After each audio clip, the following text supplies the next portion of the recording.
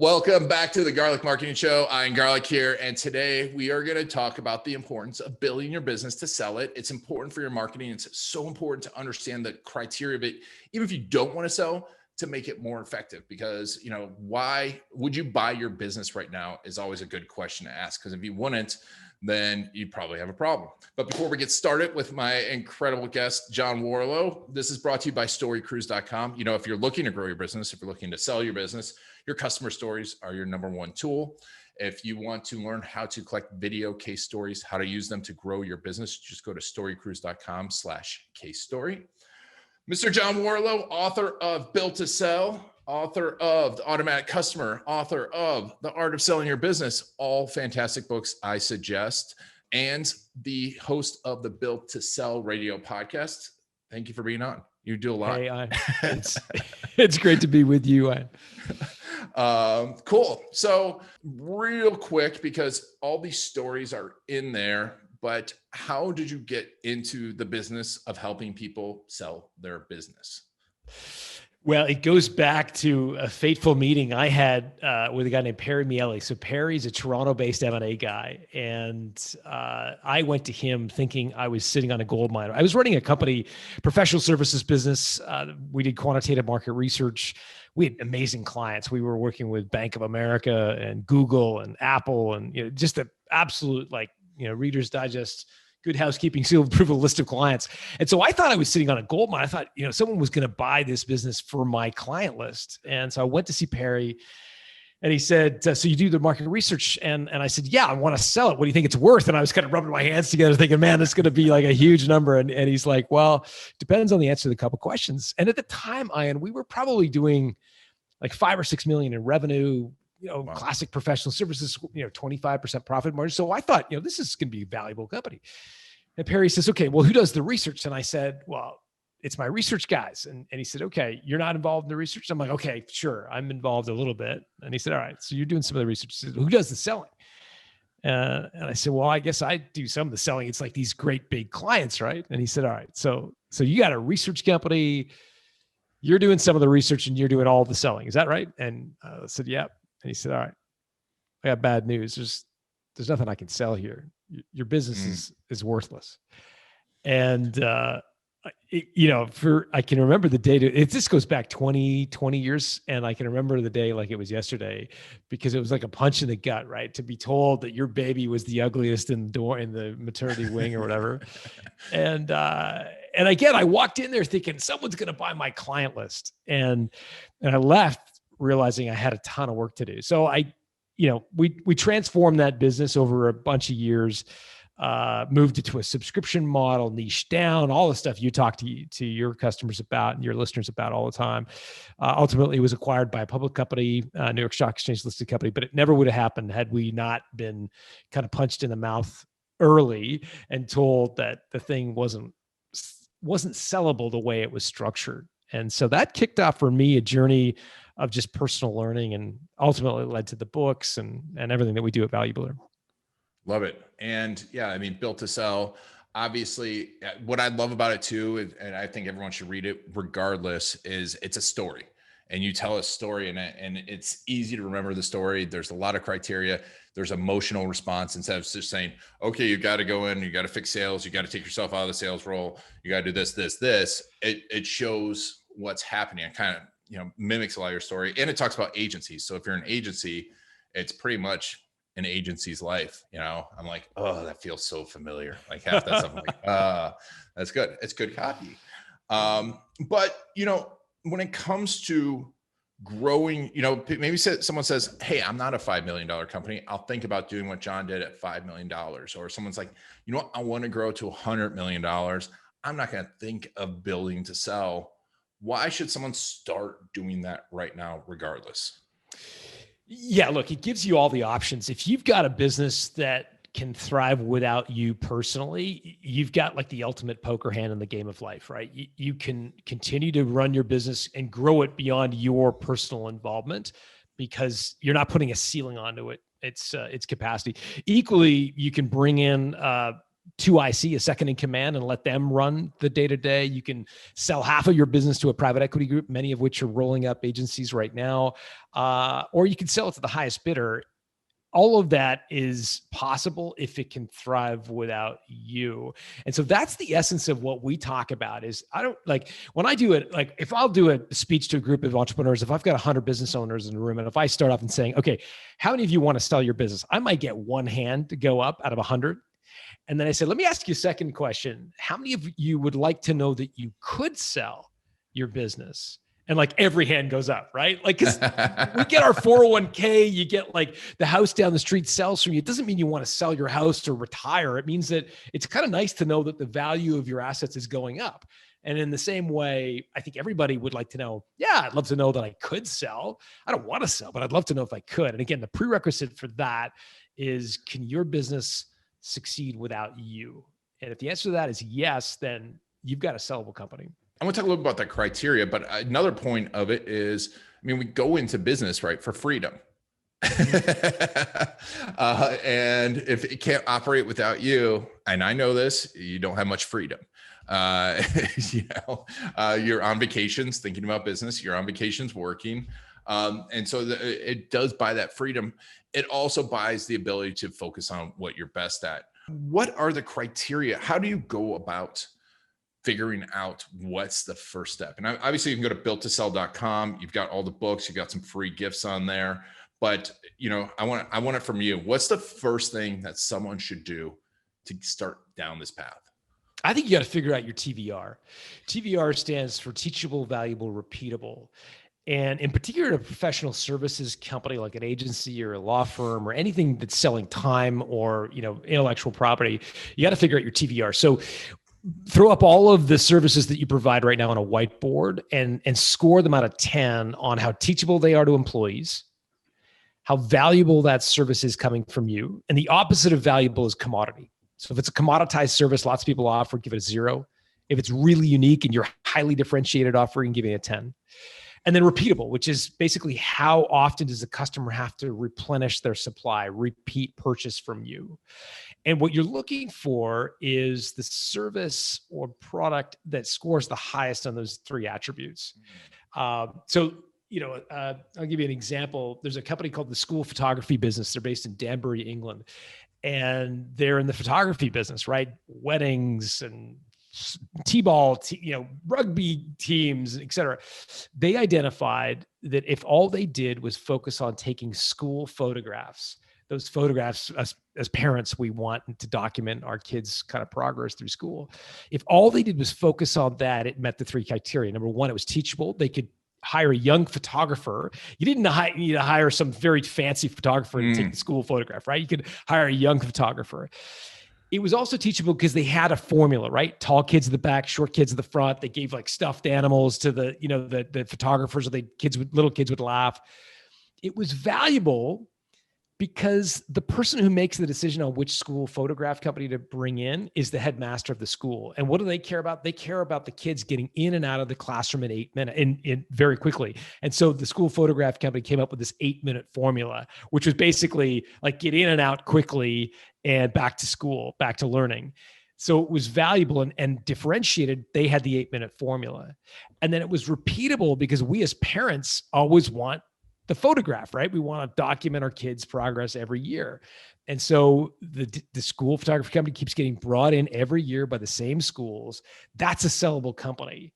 It's a sellable company, even though most photographers, professional photographers, are not sellable. Those businesses are not sellable because they're doing too many things. One day they're doing a wedding, then they're doing a corporate event, then they're doing, a food layout for a magazine.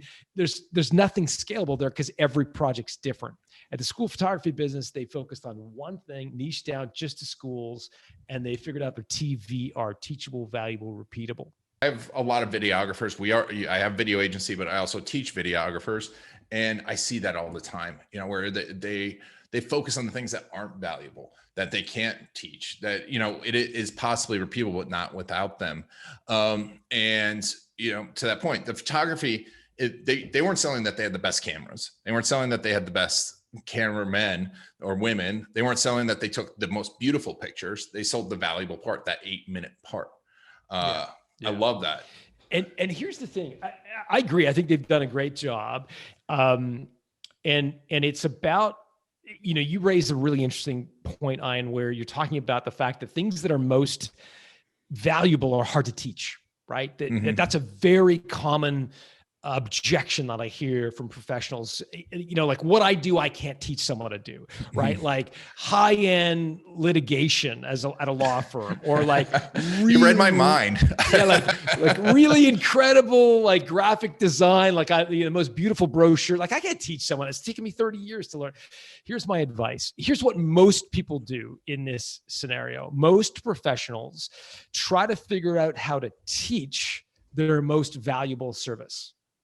So they start with what's really, really, really valuable in the eyes of customers, and they try to make it teachable.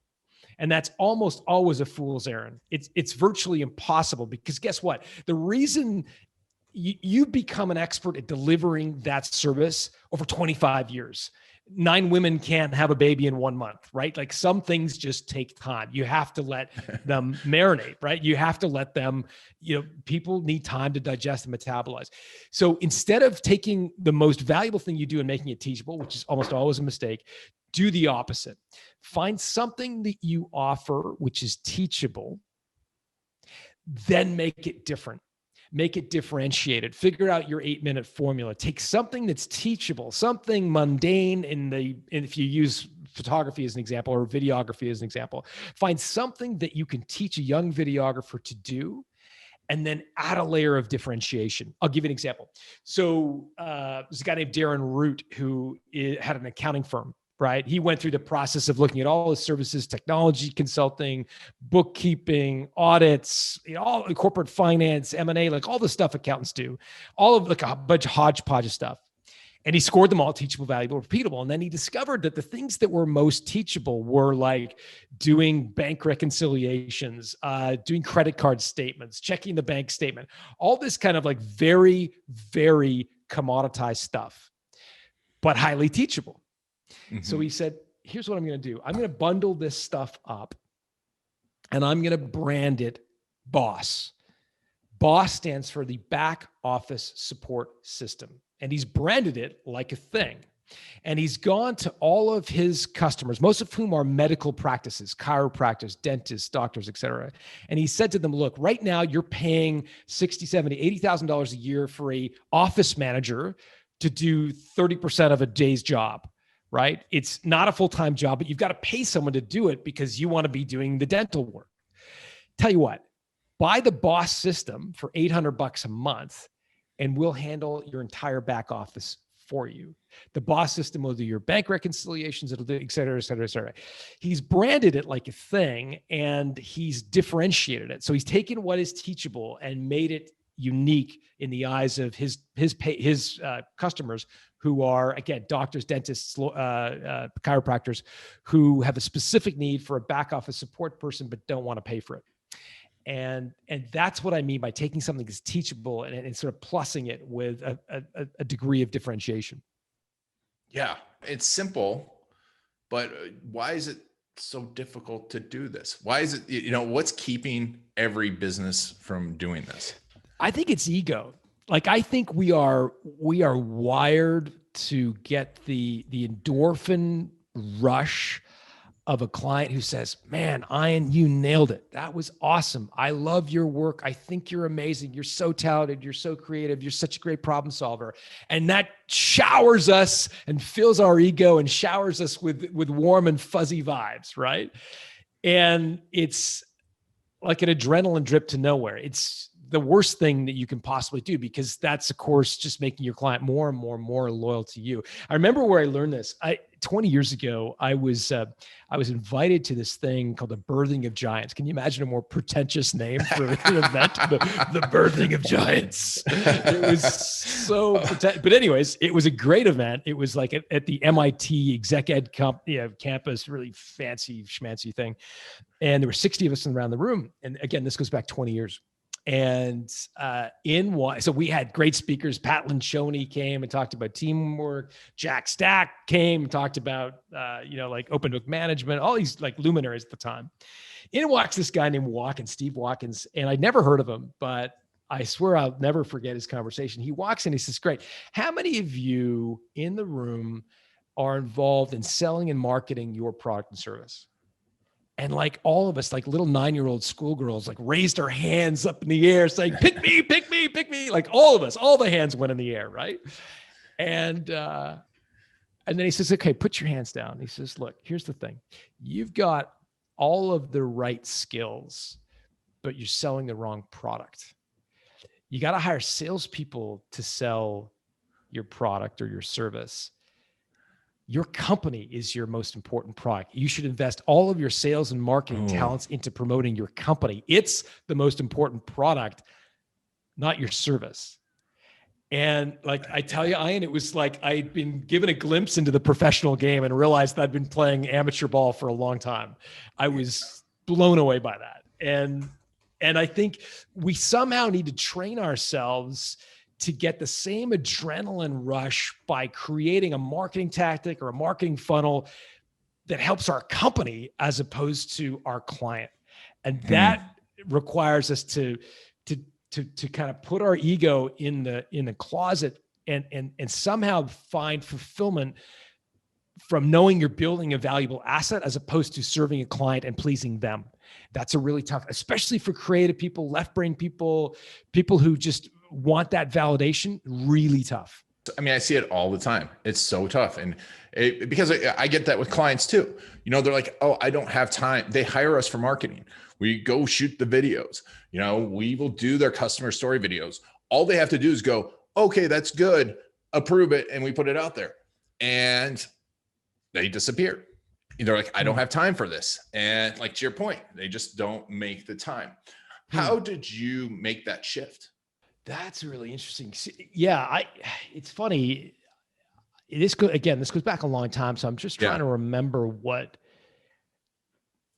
the actual triggering event was. I think certainly the Perry conversation that I referenced in the beginning of our conversation was a pretty big kick in the teeth. That was like I kind of came away from that thinking if we can't make this shift, I don't want to own this business. Like I don't want to just run on a hamster wheel here. Like I'd rather close up shop and start another company that I could build some long-term value in than kind of pulling up 20 years from now and still have not a valuable company. And again, that's not the same decision. A lot of people read the same fork in the road. They have their Perry moment, their Perry conversation, and they're like, you know what? I'm good. I make a couple $100,000 profit. I can, everything's great. Like I've got a couple of employees. I don't need a big fancy office. I don't need to create some legacy. I've got, all my bills are paid. I can run my car through my company. I'm good. And that's a totally legitimate decision. And I think and a lot of entrepreneurs do that. And they come to the realization that they want to run a lifestyle business. And for them, their business really is a job, and that's okay.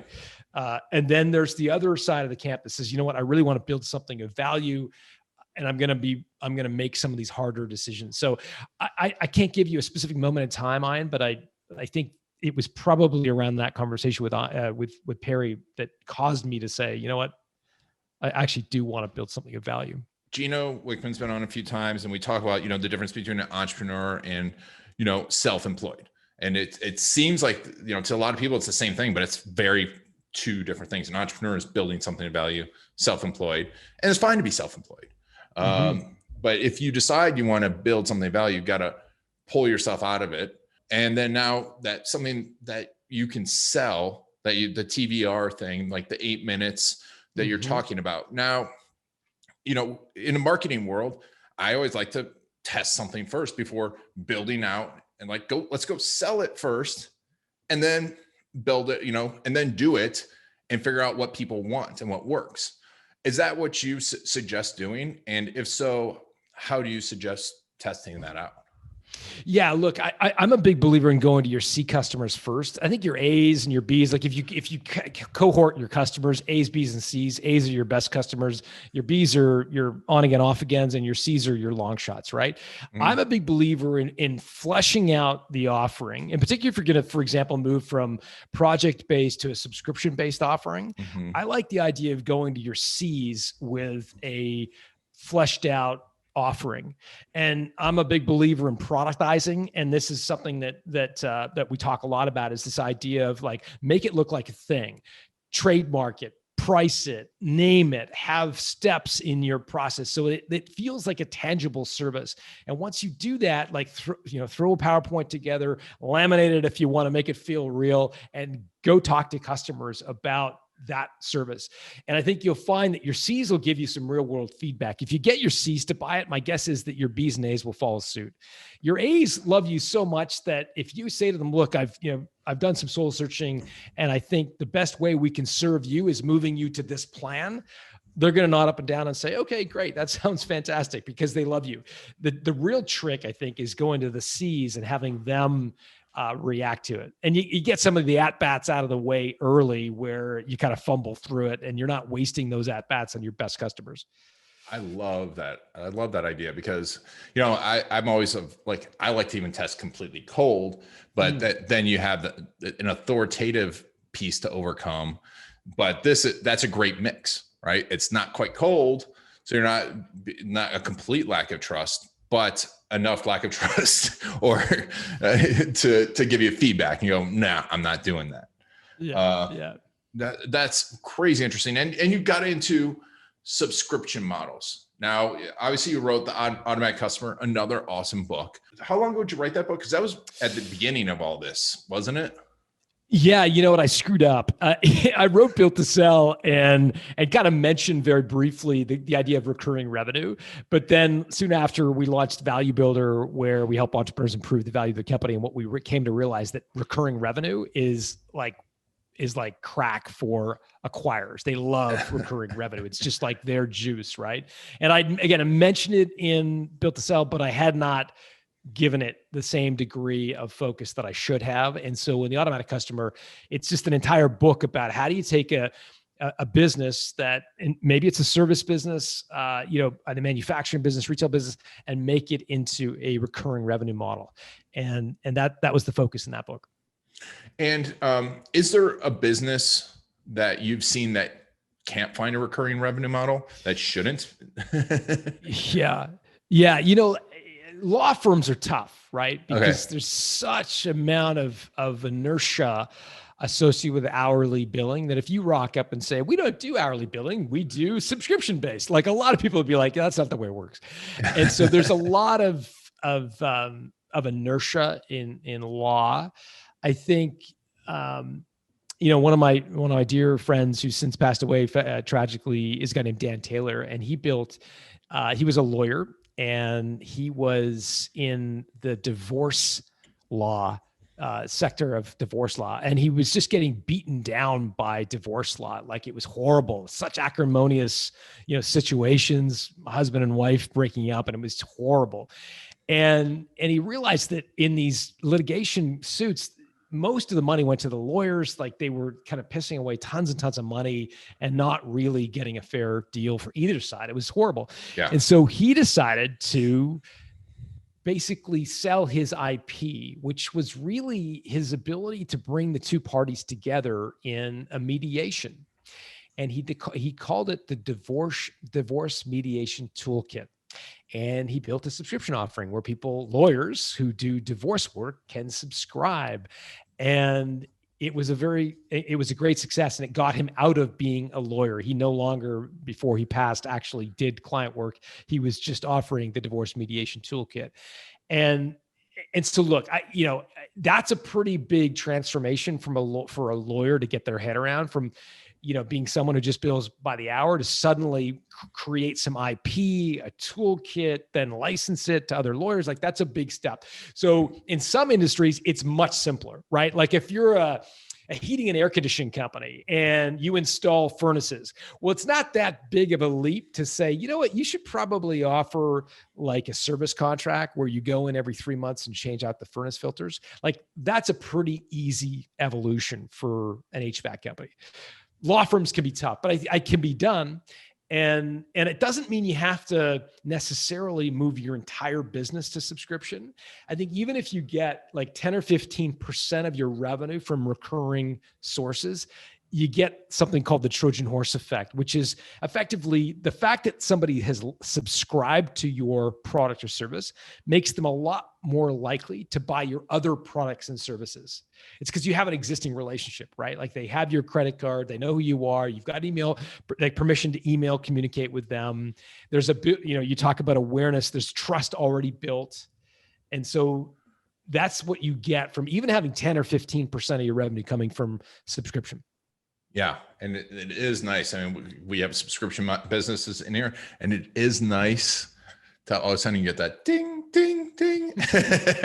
I mean, you're still serving the people, but it's not like you've got to go out and sell something all brand new every time. You've got, remember the old AOL, you've got mail, and it was an audiogram. It's like, now you've got money. Yeah. It is. That's awesome. And so let's talk a little bit about Value Builder, what you all do for businesses, how you work through it. Because, I think it's a super interesting thing that I think most businesses need something along this lines. And obviously you've got experience in it, but I want to hear a little bit more about how you all work.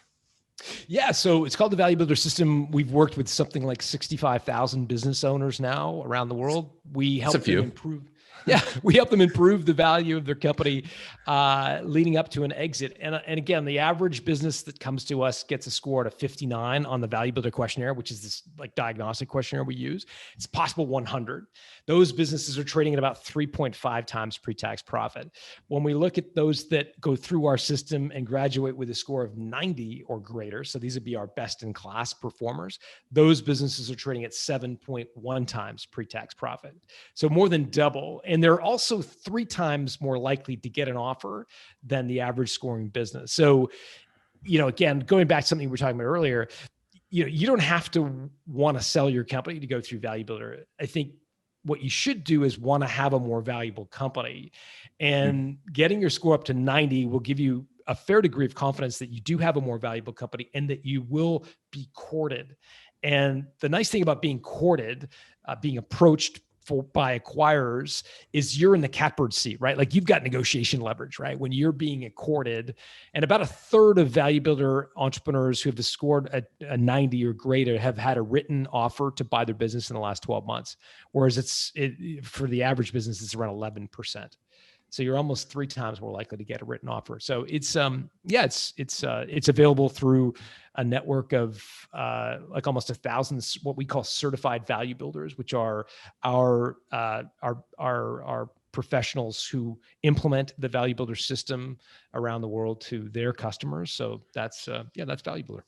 I love it. And, I think another thing is, we've had Vinny Fisher on, Fully Accountable, and we were talking about profitability and how much to charge. And, the fact is that 75% of entrepreneurs' personal wealth is trapped in their business. So it's huge. If you 3X your profit, you are 3Xing your personal wealth. 300%. That's an amazing, amazing number to think about, because we're all like, well, how am I going to charge a little bit more? And how am I going to do this? And it's like, hey, let's go through this. And I think it's a big, big shift for people. But it's an important one. Once you go through that TVR model, where do you see the next biggest obstacle in people going through this and getting to that higher valuation? Yeah, it's usually coming up with their recurring revenue model. That's the next thing, because TVR, you want to pick something that customers have a recurring need for, but that's just the first step. It's the raw material for a subscription company. You need to then take that need and formulate your recurring revenue model. And here, I think the most important step that most entrepreneurs miss in trying to create a recurring revenue model is to first niche down. And again, I know I'm preaching to the choir and even saying that to you, but the idea is that to try to create a subscription company for all of your customers is almost always going to create a diluted milquetoast, plain vanilla recurring revenue model that nobody wants to buy. It's just too diluted if you're trying to be all things to all people. Instead, what I want you to do is cohort or segment your customers into their reasons for buying from you. And I think what you'll find is that there are homogeneous segments and their triggering behavior. What triggered them to buy from you is different. And I'll give you my favorite example is from H. Bloom. H. Bloom are the guys who sell flowers on subscription, but they don't sell flowers to everybody. They looked at all the people who buy flowers. You know, most of us buy them on Mother's Day, Valentine's Day. They looked at weddings and funerals and graduation and all the stuff, the reasons we buy flowers. And they looked at all the customers and again, their triggering events. And they discovered that one constituency, really strange, very small proportion of people who buy flowers are hotels. And you may say, well, why does a hotel buy a flower? Well, if you show up at the Ritz-Carlton in Beverly Hills, guess what? There's a fresh bouquet of flowers there on the reception table to give the Ritz-Carlton this sort of very prestigious image. Well, it turns out a lot of hotels do that. And instead of trying to create a subscription company for all people who buy flowers, H. Bloom said, we're just going to sell flower subscriptions to hotels who frankly have better things to do with their time than going replenishing the old flowers, getting rid of the new. Yeah, they'd rather be selling hotel rooms and running a hotel. And so that's what H. Bloom does, is they sell flowers to hotels. And so I don't think they would have come up with nearly as compelling an offering had they tried to build a subscription for all people who buy flowers. Because I think of myself as a pretty good husband, but I'm not buying flowers for my wife every week. Like it's a more sporadic occasion, right? I think of myself as a decent son, but I'm not doing the same thing for my mom either, right? It's a Mother's Day thing. But hotels do it every day. So look, I think the issue is we try to boil the ocean and try to come up with subscriptions for all of our customers. It's almost always going to fail. Yeah. Yeah. And I think it's a great thing. And so find the entrepreneur, like product developer is like, okay, we've got divorce attorneys here. Why don't they get like a flower subscription model? Here, try this first. It's a lot cheaper. These flowers are $200 a week. It's going to be a lot cheaper. It's such a good idea. Oh man, that is fantastic. I mean, I love subscription models. I think they're fantastic. And like, it's like you're talking and I'm like trying to focus because I'm like, oh, this person could have this subscription model and this person could have this subscription model. But this is great, John. And tell me a little bit about the podcast. You know, who should be listening to it? Who's been on Built to Sell Radio? I know my friend Jason Swank has been on there, but yeah, I didn't know you knew Jason. Yeah, for sure. Unfortunately. No, I'm just kidding. Regrettably, we do a different episode every week. We've now done 300 episodes since 2015. Oh, congrats. It's a very, very specific show. So you either love it or hate it. We interview a different entrepreneur once a week and we ask them about their exit. So what triggered them to want to sell their company, what valuation they got, what the negotiation was like, what they would do over had they the negotiation to do over again, and what life's been like after they've sold. And we've interviewed everyone from Jay Steinfeld, who sold Blinds.com, $100 million company. Stephanie Breedlove sold her company for $54 million, some outlandish number. Rand Fishkin's been on the show, sold Moz. Lots of different people. And again, the key is that it's people who've sold a company, and it's the kind of mechanics, the inside baseball around selling. So I think if you want to know how the movie ends, it's a fun show to listen to because effectively we talk about the last chapter in a business's journey and the harvest stage. And so that's Built to Sell Radio. Love it. So make sure to check that out. If you're looking to build to sell, valuebuilder.com. And where's the best place to follow you? Look, I think go to builttosell.com, and there we put together some free gifts. Top right corner, you'll see a button that says free gifts. There's a chapter to the book. There's an 8-part video series. I've actually put together a checklist of subscription models you can use. And with the new book, The Art of Selling Your Business, there's a companion workbook. And so the workbook's there. It's all free. So just builttosell.com and then click on the free gifts button. Beautiful. Thank you. Well, John, this has been an amazing conversation. A lot of fun. Hopefully we'll have you back sometime when maybe you're selling all this stuff again. Thanks again for being on the show. This is good to be with you, Ian.